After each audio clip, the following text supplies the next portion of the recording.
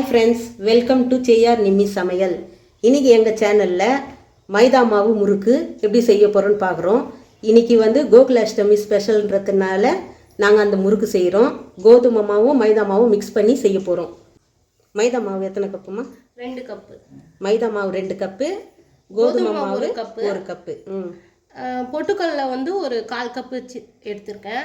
கொஞ்சம் சீரகம், ஒரு 1/2 ஸ்பூன் சீரகம், ஒரு 1/2 ஸ்பூன் எள்ளு எடுத்திருக்கேன். 2 ஸ்பூன் பட்டர் யூஸ் பண்ணிக்கலாம். நான் வனஸ்பதி தான் யூஸ் பண்ணியிருக்கேன். டால்டா, தமிழ்லையும் சொல்ல டால்டா.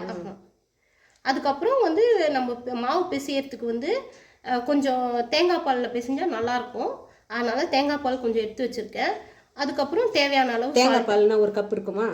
அது ஜாஸ்தியாக இருக்கும். அது நம்ம எவ்வளோ தேவைக்கேற்ப ஊற்றிக்கலாம். அதுக்கப்புறம் தேவையான அளவு ஒரு இட்லி பாத்திரத்தில் ஓரளவுக்கு எப்படி தண்ணி கொஞ்சமாக வச்சு ஒரு 1/2 hour வேகணும். அந்த அளவுக்கு நம்மளுக்கு தண்ணி எவ்வளோ தேவைப்படுமோ ஊற்றி வைக்கணும்.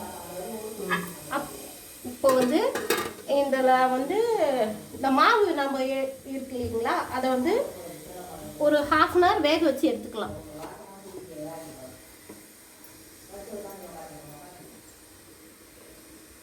ரெண்டுமே ஒன்னா மைதா மாவு எவ்வளோ போட்டேன்? 2 கப் மைதா, 2 கப்பு, 1 கப் 1 கப்பு கோதுமை மாவு.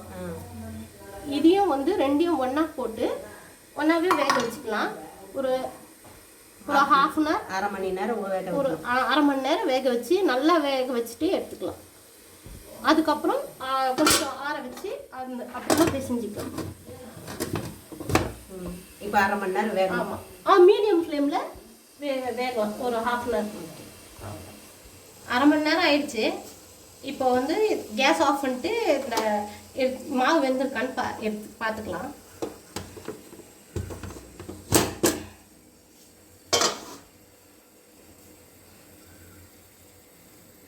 மாவு வெந்துருச்சு.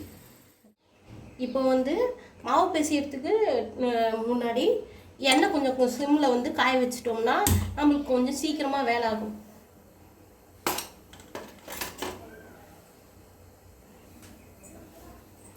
பாத்திரம் சூடு ஏறணும்.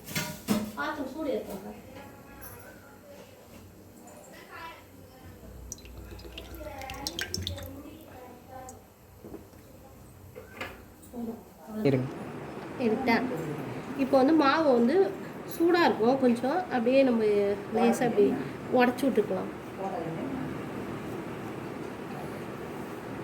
அதாவது சின்ன சின்ன கட்டிகள் இல்லாமல் இது பண்ணிட்டு உடச்சி விட்டுக்கலாம். 2 ஸ்பூன் டால்டா எடுத்தோம்ல, அதை ஒரு சின்ன பாத்திரத்தில் சூடு பண்ணிக்கணும்.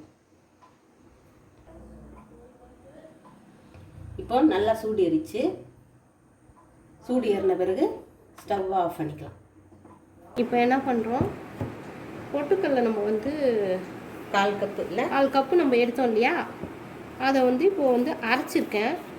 அதை மிக்சியில் போட்டு பவுட்ரு பண்ணிவிட்டு இதில்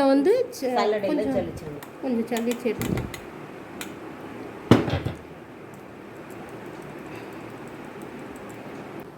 இப்போ பொட்டுக்கல்ல மாவு போட்டுக்கிட்டோம். கொஞ்சம் நம்ம ஏற்கனவே சீரகம் ஒரு 1/4 ஸ்பூனு, ஒரு எள்ளு ஒரு 1/2 ஸ்பூன் வச்சு வச்சுருக்கோம்ல, அதை இதில் போட்டுக்கலாம். போட்டுட்டு தேவையான அளவு உப்பு,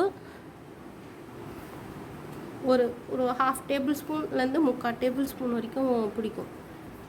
நீங்கள் உங்கள் தேவைக்கேற்ப போட்டுக்கலாம். இப்போ கொஞ்சமாக தேங்காய் பால் எடுத்து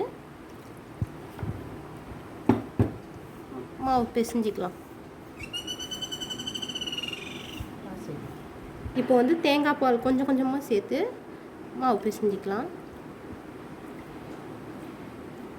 இப்போ தண்ணி ஆட் பண்ண தேவையில்ல, தேங்காய் பால்லையே பிசைஞ்சிக்கலாம். ஏன்னா கொஞ்சம் நல்லா டேஸ்ட்டாக இருக்கும், அதுக்காக தான்.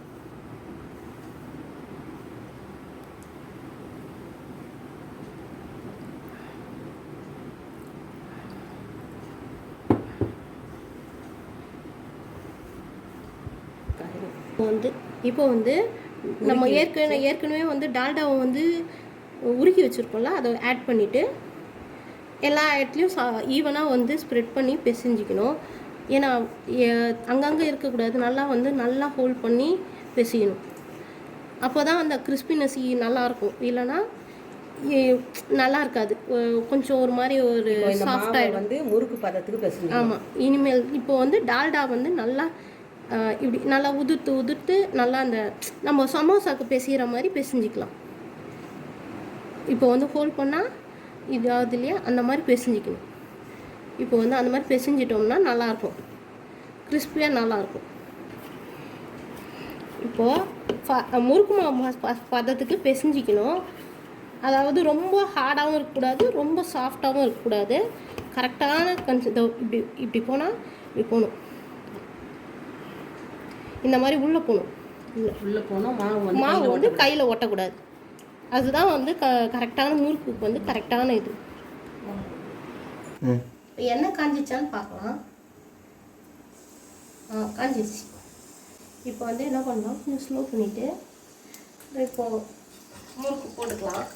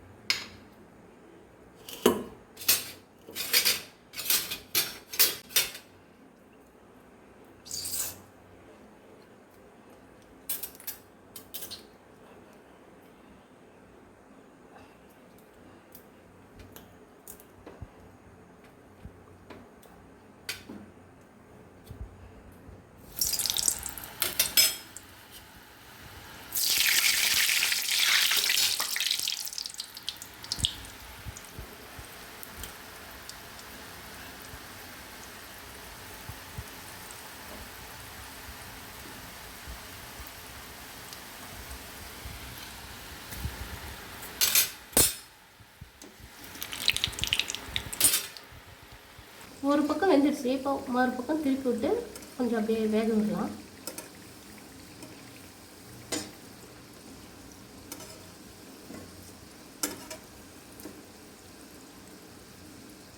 இது வந்து மைதா மாவும் கோதுமை மாவும் போட்டதுனால கொஞ்சம் வந்து ஒயிட்டாக இருக்காது, கொஞ்சம் கலராக தான் இருக்கும்.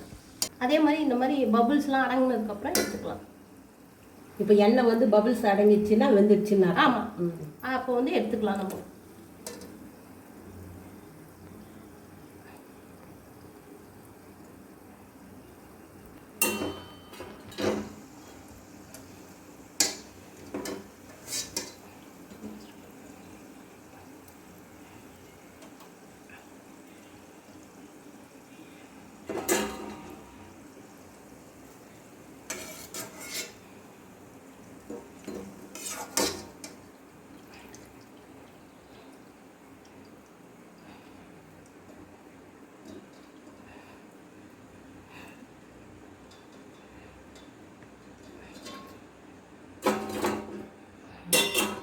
எப்படி இருக்குன்னு நம்ம பார்க்கலாம்.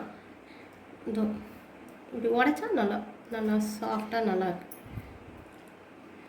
நல்லா இது பண்ணுறப்பவே நல்லா கிறிஸ்பியாக போகுது பாருல, சாஃப்டாக இருக்குது.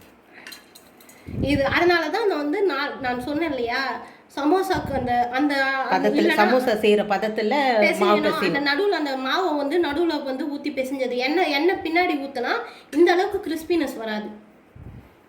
இங்கே பாருங்கள், நல்லா கிறிஸ்பியாக இருக்குது. நீங்கள் நிச்சயமாக இந்த வீடியோ உங்களுக்கு ரொம்ப பிடிச்சிருக்கோன்னு நினைக்கிறேன். வீட்டில் கண்டிப்பாக ட்ரை பண்ணி பாருங்கள். இந்த வீடியோ உங்களுக்கு பிடிச்சிருந்தால் லைக் பண்ணுங்கள், ஷேர் பண்ணுங்கள், கமெண்ட் பண்ணுங்கள். மறக்காமல் செய்யார் நிம்மிஸ் சமையல் சேனலை சப்ஸ்கிரைப் பண்ணிக்கங்க. கூடவே பெல் ஐக்கானை ப்ரெஸ் பண்ணிக்கங்க. தேங்க்ஸ் ஃபார் வாட்சிங். நெக்ஸ்ட் வீடியோவில் பார்க்கலாம்.